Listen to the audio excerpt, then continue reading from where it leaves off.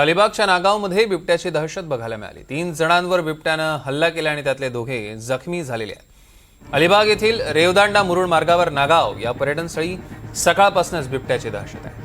वाड्यावाड्यांमध्ये बिबट्या फिरतोय, काही घरांमध्ये तसंच बगीचात देखील बिबट्या दिसला। बिबट्यानं 3 नागरिकांवर हल्ला केला, त्यातले 2 जण जखमी आहेत। जिल्हा रुग्णालयात त्यांना दाखल करण्यात आले आहे। बिबट्याच्या दहशतीमुळे दुकानं बंद ठेवण्यात आली आहेत, शाळा बंद ठेवण्यात आल्या आहेत, विद्यार्थ्यांना शाळेबाहेर जाण्यास मनाई करण्यात आली आहे आणि बिबट्याला जेरबंद करण्यासाठी पोलीस प्रशासन आणि वन विभाग तिथे पोहोचले, त्यांचे प्रयत्न सुरू आहेत।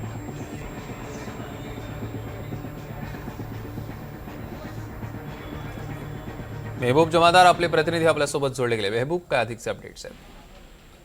सकाळपासूनच अलिबागच्या नागावमध्ये अलिबाग ते मुरुड व रेवदंडा जाणारा जो मार्ग आहे या ठिकाणी प्रसिद्ध असं पर्यटन स्थळ आहे। नागाव बीच पर्यटनला खूप येतात आणि त्या नागाव गावाच्या बाजारपेठेमध्ये ज्या वेगवेगळ्या वाड्या असतात, वाड्या म्हणजे तिथं नारळाच्या वाड्या, फणसाच्या, आंब्याच्या ह्या ज्या वाड्या असतात, ह्या वाड्यावाड्यांमध्ये फिरताना सकाळपासूनच बिबट्या पाहायला भेटला। नागरिक भयभीत झाले।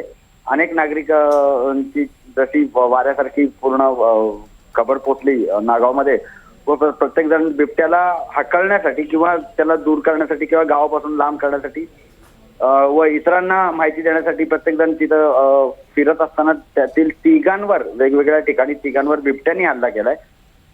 त्यातील 2 जण हे जखमी झालेले आहेत। एकाचा फक्त टी शर्ट फाटला गेलाय, परंतु त्याला काही गंभीर दुखापताची झाली नाही, पण 2 जण जखमी झालेत। त्याला जिल्हा रुग्णालयात दाखल करण्यात आले, दोघांना, 2 युवकांना।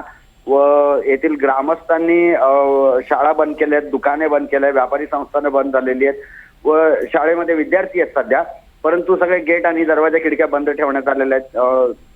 बिबट्याला पकडल्यानंतरच विद्यार्थ्यांना बाहेर सोडण्यात येईल, दुकाने बंद करण्यात आलेली आहे व वन विभाग व अलिबाग पोलीस असेल, रेवदंडा पोलीस असेल व वन विभाग येथे आता या बिबट्याला पकडण्याच्या प्रयत्नात आहेत, परंतु अद्याप बिबट्या काही हाती लागलेला नाहीये।